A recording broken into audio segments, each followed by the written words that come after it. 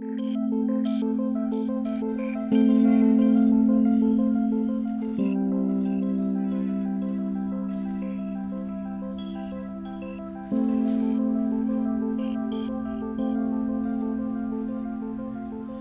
one born of God makes a practice of sinning, for God's seed abides in him, and he cannot keep on sinning because he has been born of God.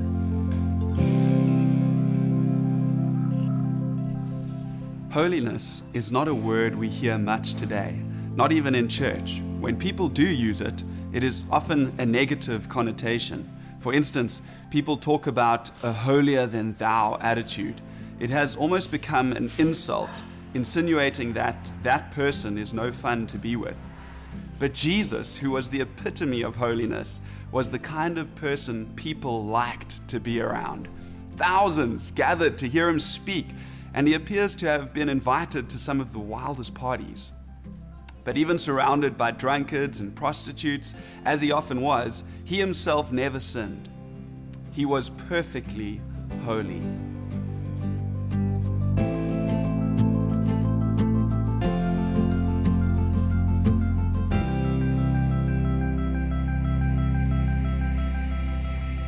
The Apostle John was aware that licentiousness was creeping into the church through Gnostic teaching.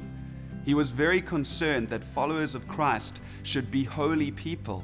He wanted the church to understand what it is to be holy and how it is possible for us to live holy lives. From the beginning to the end of his letter, he was concerned that the followers of Christ remain pure and unadulterated in their love for God. His last words are, "Dear children, keep yourselves from idols."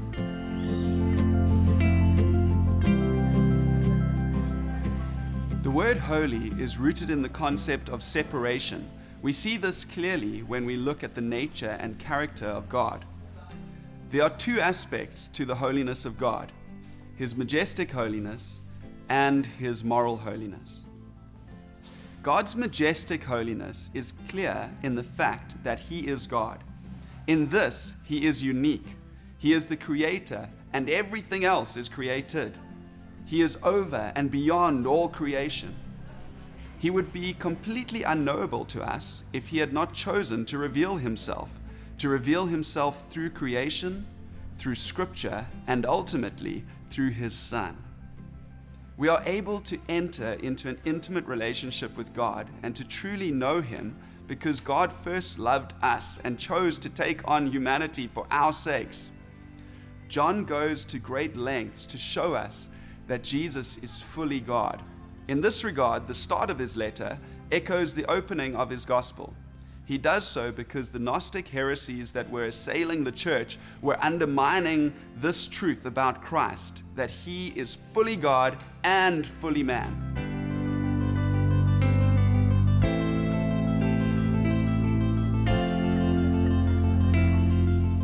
God's moral holiness was demonstrated by the perfect life Jesus lived. God is perfectly good. In him there is no sin. John describes him as Jesus Christ, the one who is truly righteous. He himself is the sacrifice that atones for our sins, and not only for our sins, but the sins of the whole world. Having established that God is majestic in holiness and morally holy too, John then says that when God appears, we shall be like him. In chapter 3, verse 3-5, he tells us, "Everyone who has this hope in him purifies himself just as he is pure. Everyone who commits sin also breaks the law. Sin is the breaking of the law. You know that he was revealed so that he might take away sins, and there is no sin in him." Throughout his letter, John illustrates to us that we have been made holy and acceptable to God through Christ's death on the cross. But at the same time, we need to become holy. We need to start acting in a manner that is compatible with the gift that God has given us. Both are possible, but only in Christ Jesus.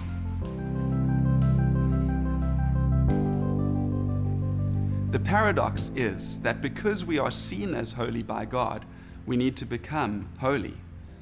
But we don't become holy because we no longer sin. We no longer sin because we have been made holy. This is what saves us from the despair of attaining perfection. If we are able to stop sinning, it is because the one who overcame sin, who overcame the world, lives in us. Yet this moral holiness to which we should aspire is not made up simply of what we haven't done or will not do.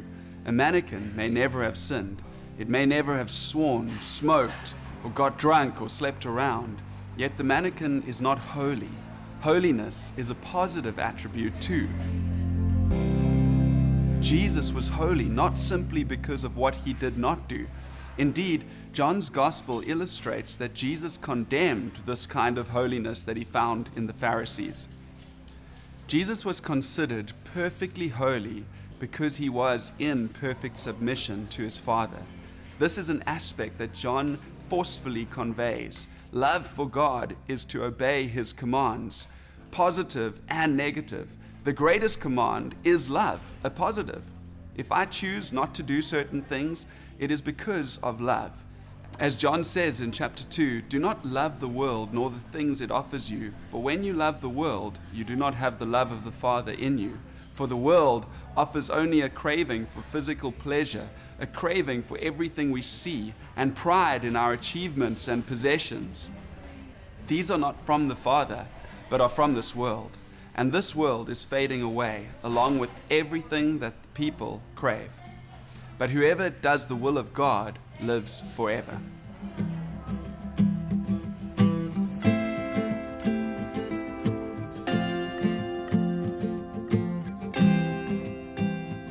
If we say no to the things of this world, it is because we love God more than those things. Note how John qualifies what he is saying in this passage. He has told us that God loved the world and that we should also love people. But now he is telling us not to crave worldly things that are transitory and can only be had at the expense of godly things that are eternal. We are to separate ourselves from the things of the world and give ourselves over to serve God. This is not only the right course of action, it is the wisest course of action. As the missionary Jim Elliot wrote, "He is no fool who gives what he cannot keep to gain that which he cannot lose."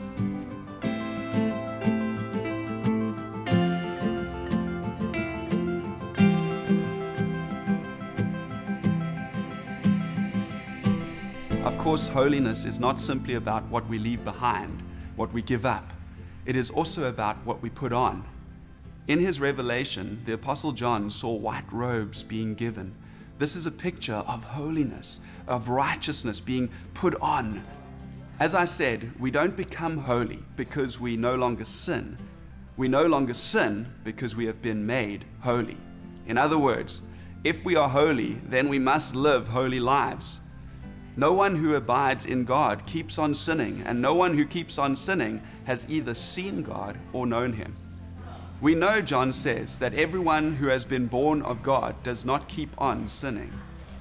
We know John does not mean that followers of Jesus have reached a state of sinless perfection, because in the same letter he wrote, if we claim to be without sin, we deceive ourselves, and the truth is not in us.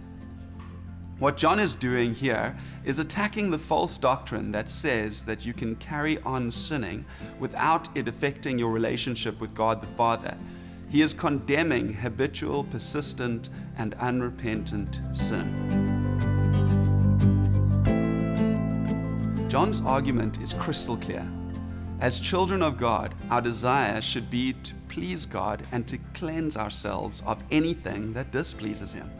Like a bride preparing for her wedding day, we need to delight in the throwing off the old and putting on the new. In this, John provides us with an assurance of our salvation. Echoing Christ's own teaching, he says, if we are in him, he is in us, and we bear good fruit. Without God, it is impossible to bear good fruit. So one only has to examine the fruit, as described in this letter, to have assurance of one's position in Christ. The Gnostics loved mystery and secret knowledge. John cuts through all that nonsense with a simple test. Do you love God? Do you obey his commands? Do you love others sacrificially? Are you quick to turn from sin? That is the true fruit of having believed in and surrendered to Jesus, the Son of God. If you are bearing this fruit, it can only be because the Son of God lives in you.